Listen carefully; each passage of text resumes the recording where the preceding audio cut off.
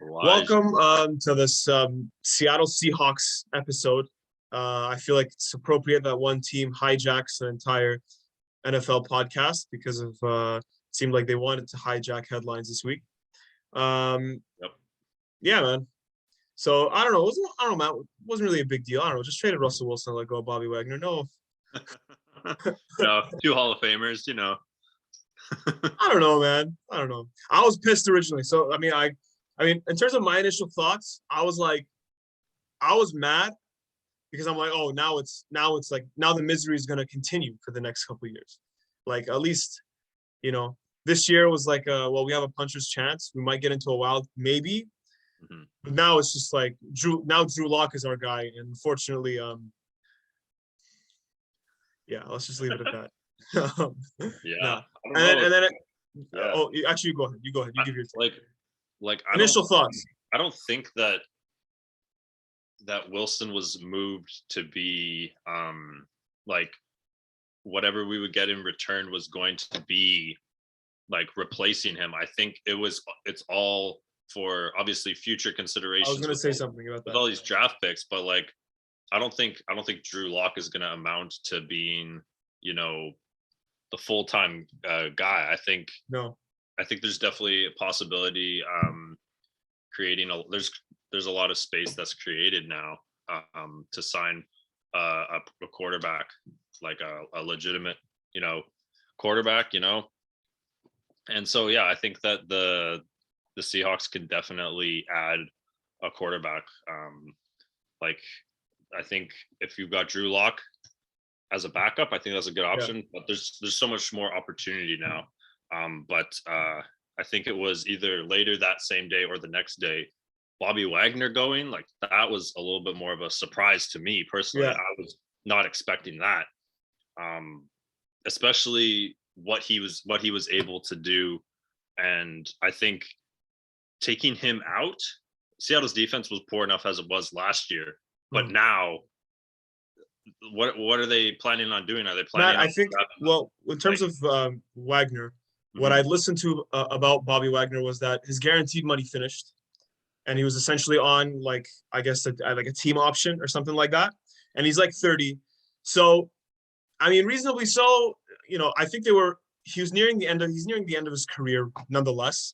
But I think overall, what this is, the more I looked into it, is like a tearing down of like the foundation that was built before, and is like all right, that's it. We're just moving on to the next project here. Like we're gonna take out all this concrete out of what we had before, tear this whole ship down, and go full in on creating something. Because right now you're in a division with the Rams, the Cardinals. Like, as much as my confidence is, I still think we're gonna go 17-0, regardless. By the way, I just want to be on the record for saying this. I think Drew Lock to the moon is a legitimate hashtag. You think anyone on the Seahawks to the moon? Anyone on the Seahawks to the moon? Anyone on the Geno Smith to the moon, dude. Come on, man. But like realistically speaking here, I'm like, okay, sure the NFC's weak, but you're in a division with arguably the two of the best teams in the NFC. Like, I'm sorry, I'll get into this later, but Green Bay, like, get out of here. It's done. It's been done. I don't trust them anymore. I'm sorry.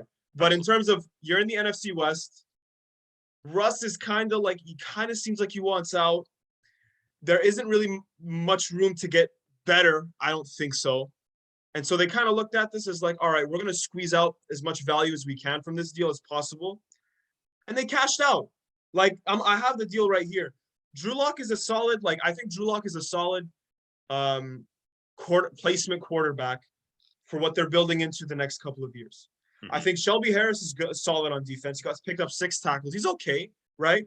Noah Fant, we're still waiting on that. Hopefully he can turn into the guy that I think he's a great tight end, yeah. But I think he's awesome. You get the 9th overall pick, a 1st round pick next year, the 40th overall pick this year, a 2nd round pick, and a 5th. Like what more could you have asked for at this point while he's 33 and before we get into Aaron Rodgers, James Harden mode or Ben Simmons mode, where it's like now you're just tanking his value. So I think this is just Pete Carroll and the rest of the crew going, all right, you know what? We're going to rebuild here. We understand that the formula is like, it seems like at this point, with Tampa and Denver did the same thing of, all right, we're just going to build a good team. And then somehow, some way, we're just going to go to quarterback somewhere down the line.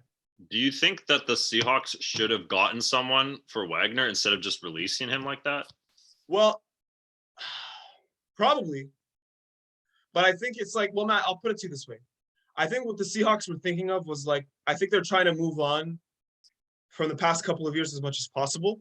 Mm-hmm. I think that's the logic that goes into it, because I think there is a market for Bobby Wagner. Absolutely. But I think that what it is for now them at this point is like, all right, we had our run. And I was very emotional about the move in the beginning. I was pissed. And then I looked into it. I was like, you know what? This thing has been done. Russell Wilson had the lowest QBR he's ever had in his whole career last year. Not saying it's going down, because he's heading into a situation where it's pretty much you place another guy and you're shooting up to the top. But you look at the amount of assets they have, right? Now imagine you take a quarterback this year, the next year, right? Like, and worst case scenario, I'm not saying, obviously I don't wish injury on anyone. What if Russell Wilson gets injured next year? Yeah, it's then one what? guy, you know? One guy, One right? guy. Denver it's a risk that I think was worth taking. But ultimately, Seattle looked at it and went, all right, it doesn't look like Russell's probably going to want to be here any longer. He's 33. Let's just take as much as we can for him. So those are my initial thoughts was Russell Wilson's gone. I'm mad. And then after that, I was like, you know what? What was the alternative? You're going to keep him and then have him demand a trade and then only like get back a couple picks? I don't know. That's my thoughts. Yeah, I think that's like, I do agree that they're trying to change their trajectory instead of holding on to how the last few seasons have been. Because you're right, the NFC West, it's like you gotta be a contender in that division, which is like unfortunately the way it is. And Seattle, I think if they're focusing and investing on their future, so like the next 2-3 years, if it I mean, lots of all these picks, like it's looking good. I don't know if they are necessarily like, I do back up what I said about them trying to get a legitimate quarterback, because if they are trying I don't think so. I disagree with that. Yeah, I mean, like, I don't think like, I wouldn't say that they went out to get as much as they could for Wilson and are trying to now liquidate assets that aren't actually like useful in the future. You know, that's kind of what I'm thinking of Bobby Wagner, because they might as well, like, when Tyler Lockett becomes available to, you know, either stay or leave, like that might happen to him, because they have young players that maybe they think that they want to hold on to them for now and then eventually get a legitimate team together. You know, like what do you think they want to do in the quarterback situation? I think now offense next year. For quarterbacks wise, if I'm the Seahawks, mm-hmm. I'm rolling as ridiculous as this sounds. I'm rolling with Drew Lock, and the main reason I'm rolling with him is this: worst case scenario, you get a top 5 pick. Best case scenario, Drew Lock actually builds into something. I don't think you go for Deshaun. I don't even think, and we'll get into this later, I don't even know if you should go for Deshaun Watson at this point. Not only because of everything surrounding him, but if you're going to start from scratch, you might as well do it right. So you think they're starting from scratch? I think they should start from scratch. And I think that they're going that route, because if you give up Bobby Wagner for nothing, and you don't even want to have to go out of your way to trade for him, because I think there's a market for Bobby Wagner. I think there's a lot of teams who want Bobby Wagner on their team, right? But at this rate, I think you should roll with Drew Lock. Best case scenario, he turns into something better than we thought he would be. Worst case scenario, you get a top 5 pick, and then now you're really building for the future. Like, build a solid, concrete. There's a reason I'm in journalism and not in sciences. I don't know, but you know what I mean. Build a solid foundation. Yeah, build a solid, and then put yourself in a position where you can be a Denver or a Tampa. Yeah. Where in a couple of years it's like, wait a minute, all they're missing is a quarterback, and then the next Russell Wilson that's in the market, I don't know who would be. Right? I listened to someone, by the way. I listened to someone say we should get Matt Ryan. I'm good. We can pass with that. Bless Matt Ryan, but I'm good. You know, so I as a Seahawks fan, roll with Drew Lock this year, and rebuild this properly. Let's get another top 10 pick in. We haven't had top 10 picks in a long time. That's low-key a flex, but not really. You know what's crazy about rebuilding is that teams do it after, like, maybe one thing goes wrong. Yeah. I think the Seahawks were in great position. Russell Wilson has been in the 2020 season, I want to get this right. In the 2020 season and in the 2019 season, Wilson was an MVP candidate. Yeah. And the Seahawks, in my opinion, in let's see, in 2021 when they lost a divisional game to the Rams, I thought that they blew it because I thought that the Rams were not as good as the Seahawks. I thought the Seahawks were better when they lost, and I came home to work, watched that game, and I was disappointed. I was expecting a lot more from Seattle. And then the course of this year commences. Wilson gets hurt. Their defense just non-existent. A lot of things went wrong, and a lot of the players' numbers. Chris Carson went down. I think that the Seahawks were not in a position to call it quits so soon. I think that they had a solid team that they could have repeated if obviously health is a huge concern, but I don't think that's enough to rebuild your team just because Carson and Wilson goes down. Like, I think that the Seahawks are still an excellent team, just like they were in the 2021 year when Wilson had that huge start. He was gunning for MVP. Yeah. And then things just kind of filtered down. But I do think that, to your point, I do think that Wilson was going downhill because in Seattle, not in correct. that situation. Yeah, exactly. He was going down in the 2021 year, and they ended up losing in the divisional round against the Rams. And this past season, kind of confirms that he's just like that. The Seahawks system. I mean, I personally think that the offense needs to be like the offensive coordinators, all the coaching needs to be like flipped upside down because it was very ineffective last year. Yeah. But I don't think that the Seahawks were in a position to start this rebuild if that's where they're headed. But also you got to understand this, and this is what teams in sports like rarely get right, is when to pull the plug. Yeah. And totally. Looking at it now, I'm like, you know what? This is probably the right time to pull the plug. Because this thing has been played out. As much as I love Russ, I think he's like, what more could I, as a Seahawks fan, what more could you ask for a single quarterback? Yeah, I suppose. On the field, there's nothing I could think of really, right? He was a perfect player, but other teams do this thing where they go, all right, oh, but he's a good player. You know what? We're going to keep going with him. And then you go another season, and then more drama happens, whatnot. The Seahawks, I think, in my opinion, I think this will be like a good move given the circumstances looking back. But the next segment here is who won this trade. This is where I think, obviously, for now, as of this moment, Broncos probably won this trade. Let's be honest. What do you think?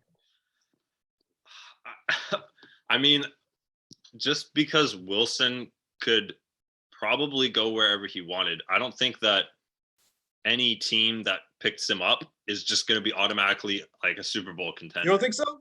I don't think that I don't think that the Broncos are really a threat to like I'm just thinking about the Broncos, you know, like they're the Broncos, you know, like is Wilson going to be the Messiah for the team? Like I just don't know how that's going to work out. Like I just don't think that one player is gonna change everything for them. We're in a quarterbacks league, Matt. In the AFC West, you know, there's 52 other players on the team. I see, but we're in a quarterbacks league, though. Like, we're in a quarterbacks league in the sense where, like, defense is not, I don't want to say non-existent, but I'm saying that if you're not winning without a good quarterback. Like, Joe Flacco was the last thing that happened where we were like, all right, defense carried this one, right? Like, yeah, but a good quarterback doesn't make a team great, in my opinion. Brady?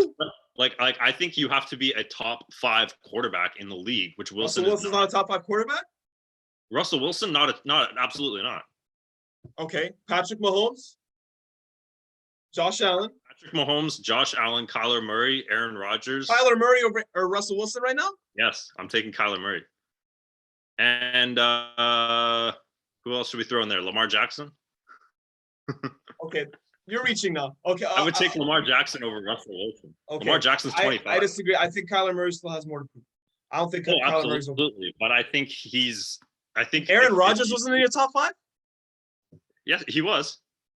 He was. Okay, all right. Aaron I'll concede Pat Mahomes, Josh Allen, Aaron Rodgers. I'll concede that. But your other ones? Would you rather build a franchise if you're the Broncos over Kyler Murray or Russell Wilson right Okay, now? building a franchise is different. I'm talking about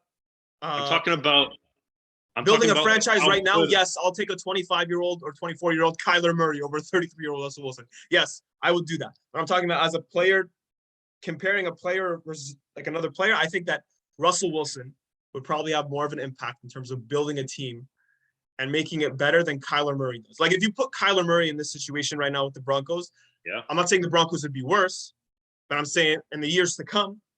But in terms of a guy who can come in and change the landscape of a team, yeah, Russell Wilson more so than Kyler. Perhaps. I do think that the offensive coaches do make an impact on that because at the end of the day, if a team is doing bad, like when the Seahawks, I don't know.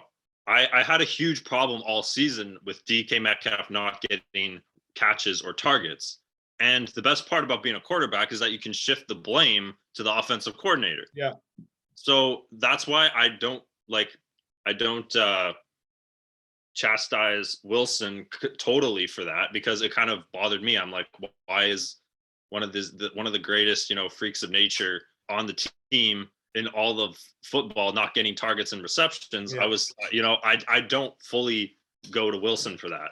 So going back to Kyler Murray, I think that if you have a proper a proper system, which is what the Cardinals have with Murray. So that's why I think perhaps Wilson individually is better than Kyler Murray. That's my point. I'm saying individually right now, I think Russell Wilson's a top 5 quarterback. In terms of the systems, right? So, okay. In terms of who won this trade, I had the Broncos simply as of right now, because I don't know where Drew Lock is going to go. As much as my Drew Lock optimism is at an all-time high right now. Who do you think won this trade?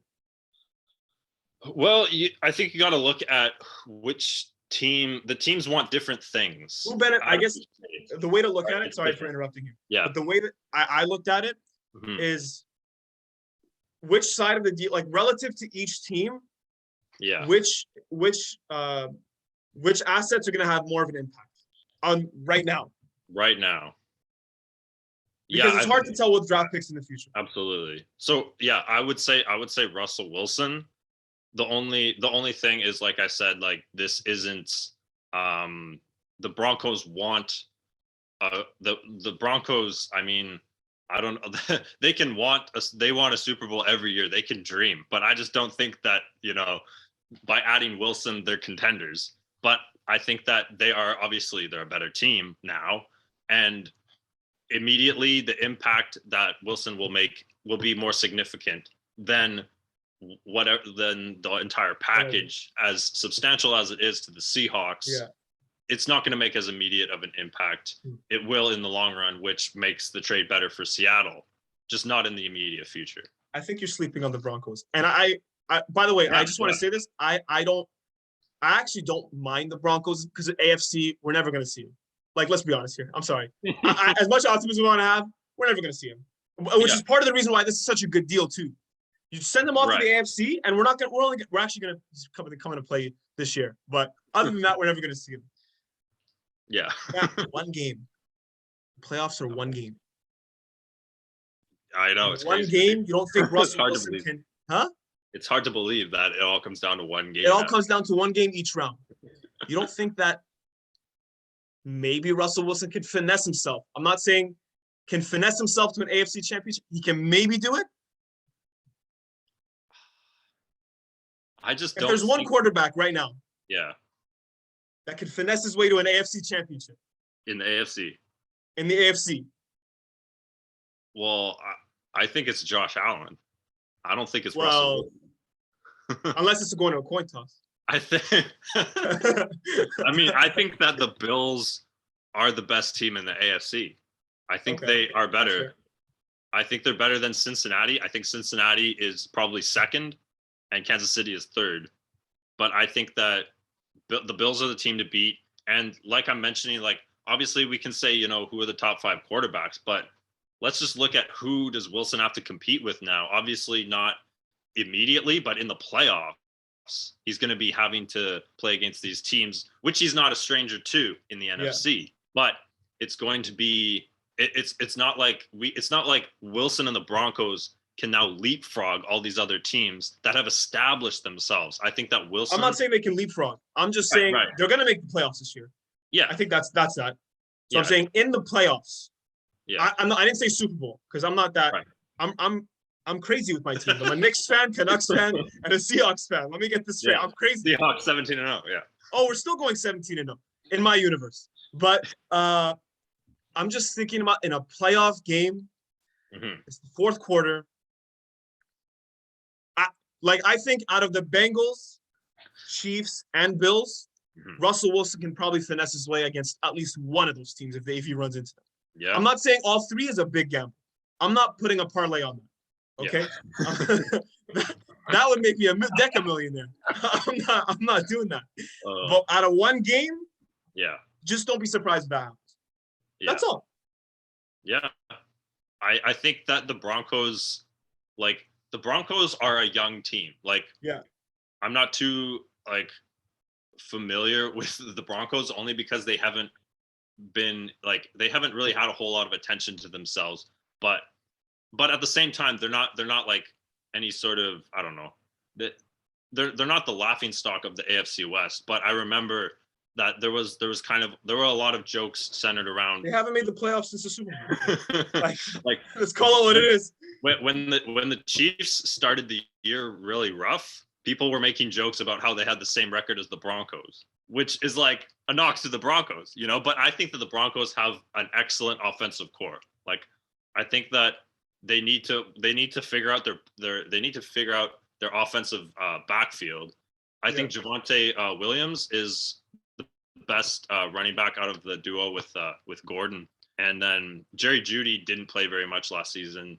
He was expected to blow up like Justin Jefferson, but I think that it's all going to come down to Wilson getting the appropriate reps in, something that he didn't really. I don't want to say he was unfamiliar with the Seahawks last year, but he got injured halfway through. There wasn't as much cohesion. No. And I think that earlier in the season, Chris Carson was a huge factor, and then at the end of the season, Rashad Penny was a huge factor. I was like, wait, what? This guy's getting Carson went for, I don't know, 60 rushing yards, 50 receiving yards. And then there was this Geno Smith intermission. And then Rashad Penny. I said a Geno Smith intermission. And then Rashad Penny had 150 rushing yards every game at the end of the season. I'm like, wait, what is happening? Yeah, they ran the ball. Yeah. So, but I do think that Wilson had an effect on a lot of it, but there just wasn't enough cohesion, and obviously the record showed that. I think so. I mean, the next segment here is the future of both teams. I think we both kind of covered it. I think that best case scenario, Broncos get to a worst case, just the playoff. Again, they get eliminated in the wild card. Best case scenario, I'm going to go on a limb here by saying this. Best case scenario, I got them in the AFC Championship. That's best case. That's ultimate best case. I think the Broncos will finish. I don't do numbers, by the way. I don't do record numbers. I think that's too much. Come on, man. You just do 17-0. I just do. In terms of me, that's it. It's just 17-0. Yeah. I think the Seahawks will finish 6-11 next year, and the Broncos will finish 11-6. Okay. In terms of playoffs, where do you have them in the playoffs? Broncos, maybe second or third in the wild card spot. They won't be division leaders. You don't think in terms of how far in the playoffs? How far in the playoffs? Oh, how far? I think they can win one game. I'm not a Broncos fan. Hey, Broncos can suck it for all I know. Hey, screw those guys, man. They'll win one game. That's it. But given that I think this is probably the most fair trade. I'm thinking about this. You sent him to the AFC. You've got 1, 2, 3, 4. You've got 5 draft picks, 3 players. They're this is the best case scenario that we could have gotten. So, I'm wishing the Broncos all the best, except if we somehow meet you in the Super Bowl, then you guys can go screw yourselves, Drew Lock to the moon. But other than that, I don't know. And in terms of the Seahawks, like you said, 6-11. Like, okay, 17-0 is my multi-universe bet. Yeah. That's my like ultimate thing. But worst case scenario,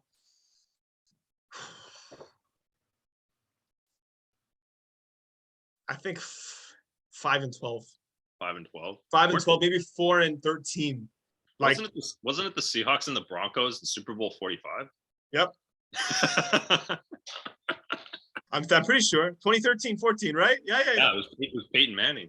Oh yeah, and then we came in and screwed with that until Peyton got his revenge with who's Peyton's backup when they played Carolina? Who's Peyton's backup when they played Carolina in the Super Bowl? I don't remember. Dude, this guy was I forgot his name. He then signed with Houston. Hold on. Is it Tyrod Taylor? No. Broncos. I gotta Google this because I gotta bring up his name. Broncos QB 2016. Broncos, not Bronx. Brock Osweiler. Remember Brock Osweiler, dude? No? Dude, he signed a fat bag with Houston. I don't know if you remember. Anyways, shout out to Brock Osweiler if you're somehow watching this in some metaverse. So in terms of the rest of the offseason outside of the Seahawks, what was the most notable move that came to your mind? So far, because we're still not done. I mean, I feel like, I don't know, like I didn't give the Aaron Rodgers extension a whole lot of thought, only because it happened like a few hours before the Wilson trade. But I mean, I think that like Aaron Rodgers has been, like, in my opinion, he's been given a lot of attention in the media. And I think because now he's solidified himself and he's kind of like, he's been so, I don't want to say it's been tumultuous because he hasn't been very vocal about leaving or anything like that. He's been more so like silent about it, which is even more unsettling than being like in an open public dispute with the team. So I think that this back-to-back MVP deciding to stay with his team for 4 more years, I think that just puts a whole lot more calmness in the NFC, because Green Bay is sticking around. And there have been like other trades, other acquisitions, other signings, but I think that is the most impactful, most notable move for you. Yeah, I think so. I was gonna say the same thing. I think the Aaron Rodgers move shocked me personally, and that might be an example, by the way, of as much as Aaron Rodgers is great, but that might be an example of what we were talking about earlier, where you're not pulling the trigger at the right time. Yeah. Let's call it what he's 36. 38. 38. Yeah. $200 million. You're giving up a quarter of Wisconsin's GDP for Aaron Rodgers. Like, and he's awesome. He's great, right? But with the amount of drama that surrounds, I thought he was bound for him to leave Green Bay, especially after losing to the Niners in the first. Like, come on, man. You know, like. I thought that that played its part this year, but who knows? Maybe Aaron Rodgers might be able to pull something. I thought that was notable. The Khalil Mack move was interesting. I think so too. Carson Wentz, what'd you think about that to the Commanders? That's still weird to roll off the tongue, by the way. I mean, I don't know exactly what Carson's plan was when he left Philadelphia, because there was like, he was battling for his starting QB position there. He goes to Indianapolis and he gradually gets better. He eventually becomes the Carson Wentz that Indianapolis acquired him to be. Yeah. And so I think the direction that Indianapolis went, or the direction that they're going, clearly they're not gonna they're not putting all of their time, all their investments into a man named Carson Wentz. They're putting it into a man named Jonathan Taylor because he's their best player. And perhaps now they're thinking they've like almost, I don't want to say it's been a breakout year. Taylor's been great his previous year as well. But now the way that Indianapolis is going is they just don't see that Wentz, what he has been bringing. What's Indianapolis' alternative now?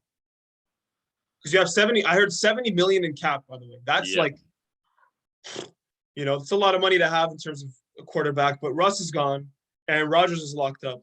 Yeah. Like Kirk Cousins, like. I don't know where they go from here. But Deshaun Watson, like, do you pull that trigger if you're them? Yeah, I don't think so. I think the Commanders wanted a traditional pocket passer in Carson Wentz, and they wanted a little bit more stability as well because they weren't going anywhere with. I mean, Heineke's great for fantasy purposes, but not for winning football games. And Fitzpatrick is unreliable, so they just decided to go with Carson Wentz. And I think Carson Wentz is reliable. I think he's had a rough stretch the last few years, but I think he's a solid quarterback when healthy, as long as Colts, what do you do? I just want to get on the Colts point because I think that is interesting. Yeah. 70 million in cap with no real there's a lot of like good quarterbacks, but better than Carson Wentz is like better than getting Carson. Like what else do you look for? I don't know. I think they might draft a quarterback. But they could have drafted a quarterback without. Did they get a draft pick with the Carson Wentz deal? I don't believe. I'll take a look at the Carson Wentz trade. I think they definitely could because they're almost in a similar situation. Of course, Indianapolis chooses to run the football more, and so does the Cleveland Browns. Yeah. And that can segue into Amari Cooper going there because the Browns are notoriously. Sorry, did you just mention that? Did you switch to the Cleveland Browns, I guess? I was comparing the Cleveland Browns to the Colts because go ahead. The way the Colts ran the ball last year, the Browns are notorious for running the ball too. I mean, they have probably two of the best. They got a very excellent duo in Kareem Hunt and Nick Chubb. And I think the Colts, like towards the end of the season, the Colts receivers were invisible. They were getting it to Naheem Hines and Jonathan Taylor substantially. So if that's the direction they want to go, they'll get a quarterback to assist those needs and an offensive coordinator as well to assist those needs. But I mean, I just don't know if the whole Odell Beckham leaving the Cleveland Browns. I don't think that's going to happen with Amari Cooper, but I do think that things need to change in Cleveland if they want an excellent receiver in Amari Cooper to have an impact, which Odell did not bring. Yeah, I don't know. It'll be interesting to see how all these different storylines play out, in Cleveland in particular. I mean, the Baker Mayfield stuff, we thought that was going to be like to the moon, and then Odell, left and won a Super Bowl with the Rams. What about projections? What about moving forward? Is there a particular move that you see happening, or something that you're kind of like, or a topic of interest that sort of you're kind of like you don't know what's going to happen, but you're like, you're still going to keep up with moving forward? Sorry, what was that? Well, what's like a projection this year that you're for the rest of the offseason that you're looking towards? I'm thinking that, I was thinking about we can talk about Khalil Mack going to the Chargers. I was thinking that there's another AFC West team. My goodness. I was thinking that the Chargers could make another wide receiver acquisition because I was Justin Herbert's legit, man. Absolutely. I was thinking, what do the Chargers need to do to be elite? Because I think that they surprised a lot of us last year. So I think another excellent receiver. I mean, they got Khalil Mack. I think maybe solidifying the safeties and a little bit more linebackers. But other than that, obviously Austin Eckler, very reliable on the offensive side. I mean, he played a lot, which is good. They needed him from that after not playing as much in 2020. So yeah, I think that the Chargers are an excellent team, and I think they should have been able to beat the Raiders that last game, but they weren't able to in that last game in the season there. But yeah, I think maybe one more excellent receiver and maybe a versatile running back, and then some more linebackers and safeties. I think the team that I'm interested in seeing what's going to happen to them. I like Stephen A's favorite team, huh? The Cowboys. Yeah. I was just about to say the Cowboys. I gotta be honest with you, like I knew it. the Cowboys are one of those teams that's like, they have Dak, they have Zeke. Yeah. Like, they have a team. Like, they have a legit team. It's just playoff time. It just doesn't happen. So I want to see if they make any moves in terms of, I mean, Dak picked up a Forbes list contract last year. Jeez. They went all out in picking him up. I mean, so I think that's legit. Yeah, I mean, he's worth it, definitely. But I mean, they have Zeke, like, they're kind of in their prime now. Like, they're those the young players that were all sort of like, oh, someday, maybe, whatever. No, like, this is their time now, I feel like. So that'll be an interesting situation to see. But overall, I think the NFL is moving really quick.